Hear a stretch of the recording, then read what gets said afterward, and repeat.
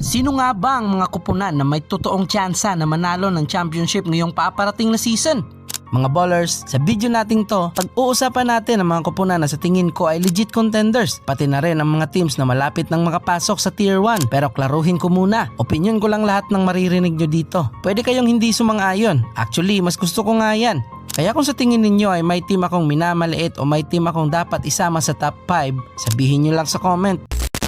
Marami pang pwedeng mangyari bago tayo makarating sa playoffs. May mga injuries, may trades, may bagong signings at syempre, nandyan ang trade deadline na pwedeng magpabago sa landscape ng liga. Pero bago tayo pumunta dyan sa top 5 ko, kailangan muna nating pag-usapan ng mga honorable mention ng mga team na hindi ko isinama sa top 5. Heto na ang honorable mention ko sa Western Conference. Una dyan ay ang Los Angeles Lakers. Honestly, nakakatakot ang potensyal ng opensa ng Lakers. Noong naglaro ng sabay si Luka Doncic at Austin Reeves, nagproduce sila ng humigit kumulang 122.6 offensive rating sa around 1,000 minutes. Ibig sabihin, kapag gumana ang dalawang yan, sobrang hirap nilang pigilan. Pero ito lang ang problema ko sa kanila, ang depensa. Sa rim protection, tingin ko ay makakatulong talaga ng malaki si Walker Kessler. Pero sino ang magbabantay sa perimeter? Si Bronny James? Ado Thiero? O si Shari Williams? Hanggang ngayon, hindi pa rin malinaw kung sino talaga magiging consistent defensive stopper nila. At dito ako nagdadalawang isip sa Lakers. Posible naman sila makakuha ng malaking pangalan ngayong offseason. Halimbawa, isang player na tulad ni Jonathan Kuminga. At kung makuha nila si Kuminga, biglang mawawala ang concern ko sa defense nila. Pero hanggat hindi nila nakakuha ang isang missing piece na yon, hindi ko sila malalagay sa Tier 1. Sunod natin ang Denver Nuggets. Hindi ko pa rin kayang pagkatiwalaan bilang Tier 1 contender. Hindi dahil mahina sila. Alam naman natin na kapag healthy sila ay sobrang lakas. Ang problema nga lang ay ang kanilang health at depth ng bench. Si Aaron Gordon ay ilang beses na rin nagkaroon ng problema sa kalusugan, dun pa talaga sa importanteng mga laro katulad ng playoffs. Alam naman natin kung gaano siya kahalaga sa Denver. Samantala, unti-unti ring nababawasan ang depth ng bench nila. Ipinagpalit nila si Michael Porter Jr. para kay Cam Johnson at nagkaroon din ng changes sa supporting cast. Kung mawala pa si Peyton Watson ngayong offseason, para sa akin, mas lalong mawawala ng confidence ng Denver. Oo, pwede magkaroon sila ng isang elite offense. Pero ang tanong, kaya ba nilang mag-defend kung makapasok sila sa playoffs? Nung nakaraang postseason nga, natalo sila ng Minnesota sa first round. Alam kong sasabihin nyo na may injury noon si Aaron Gordon at si Watson kaya natalo sila. Pero hindi naman 100% sina Anthony Edwards at Donte DiVincenzo noon. Kaya patas pa rin. Kung gusto man ng Denver na bumalik sa championship conversation, kailangan nilang patunayan muna na kaya nilang magstay na healthy at mag-defend sa pinakamalaking event ng season. Ang susunod sa honorable mention ay ang Minnesota Timberwolves. Hindi ko sila mailalagay sa top tier sa ngayon. May malaking gap pa rin para sa akin sa pagitan nila at sa pinakamalakas na team sa Western Conference. At malaking question mark pa rin para sa akin ang backcourt combination nila Melo Ball at Anthony Edwards. Hindi pa natin alam kung paano gagana yan sa playoffs. At higit sa lahat, hindi pa natin nakikita sila Melo Ball sa postseason. Kaya malaking question mark pa rin. May mga veteran minimum signing silang pwedeng idagdag pero limitado rin ang draft capital nila kung gusto nilang gumawa ng malaking trade. At habang tumatanda si Rudy Gobert, kailangan nilang makakuha ng mas malaking kontribusyon para sa mga batang players nila. At sa roster naman, si Jaden McDaniels ang nag-iisang pinaka-importanting pieces sa pagdating ng playoffs.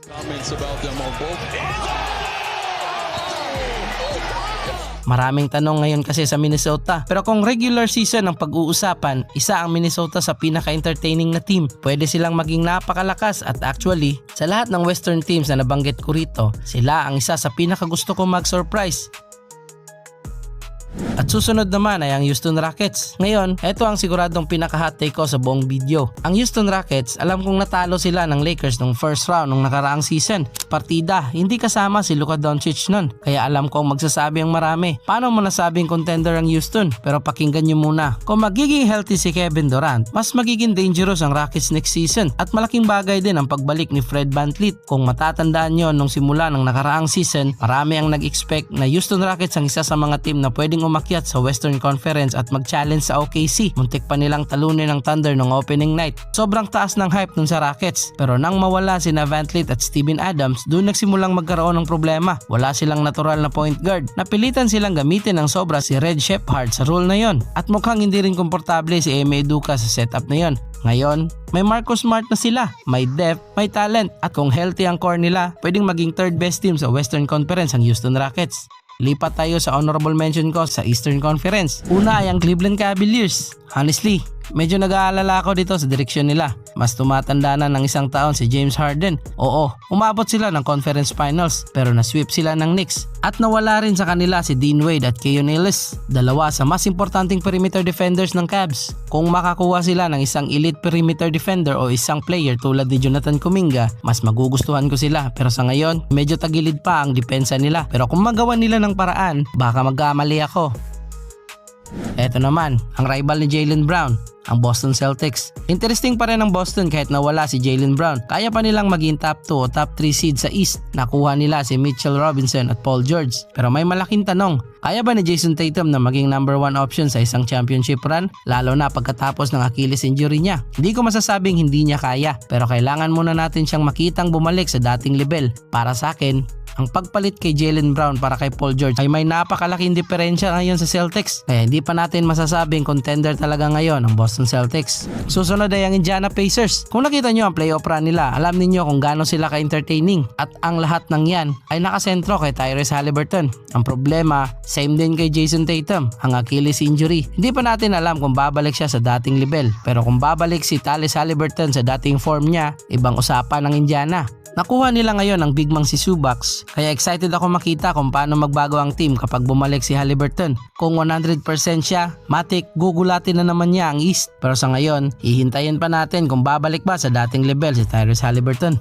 At eto na, andito na tayo sa top 5 championship contenders ko. Unahin natin ang top 5. Walang iba kundi ang Miami Heat. Sa pagkuha ng Miami kay Giannis Antetokounmpo, naging legit contender ulit ang Miami Heat dahil sa dala ni Giannis na greatness. Kaso nga lang, may kulang para sa akin. Unang rason kasi dyan ay kulang ang Heat ngayon ng mga reliable shooter. Nawala kasi ang pangunahing sniper nila na si Tyler Hero. At ang laro ng dalawang superstar ay sa loob palagi, kaya kailangan talaga nila ng mga outside shooter. And speaking of outside shooter, makakatulong yun para kay Giannis na mas ma-stretch ang space para makapagbigay din kay Antetokounmpo ng driving lane. At ito pa, wala silang legit playmaker sa ngayon. Ito ang pinakakailangan ng Heat, isang lehitimong point guard na kayang magpagaan ng trabaho ni Giannis at Bam Adebayo. Pero despite sa mga kulang ngayon sa Heat, baka kasi sa trade deadline, may makuha silang elite point guard at doon natin makikita ang totoong bangis ng Miami Heat.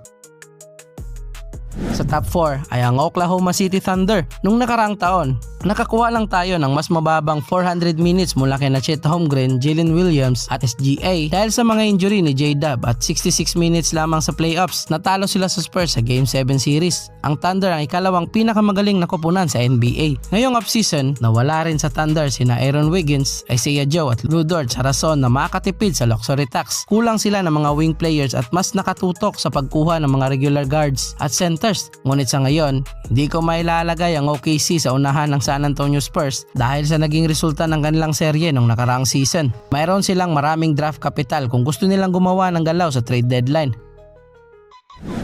At susunod talaga ang San Antonio Spurs. Sila ang nasa top 3 ko. Papasok si Victor Wembanyama sa kanyang ika-4 na taon at pwede siyang manalo ng MVP. Si Stephon Castle ay papasok sa kanyang ika-3 taon habang si Dylan Harper ay naging ikalawang pinakamagaling na manlalaro nila ng NBA Finals bilang isang 19-year-old rookie. Nandyan pa si De'Aaron Fox na pwedeng maging All-Star kasama si Calvin Johnson at Devin Vassell. At ang naidagdag na si Tobias Harris na makakatulong sa spacing at rim protection. Ang kuponang to ay gutom na gutom sa ngayon at gustong magtagumpay matapos matalo sa finals. Nanalo ng 62 games nung nakaraang season at pumangalawa sa NBA net rating. Kung mananatiling malusog si Wembanyama, sila ang magiging pinakamalakas na tier 1 contender sa ngayon.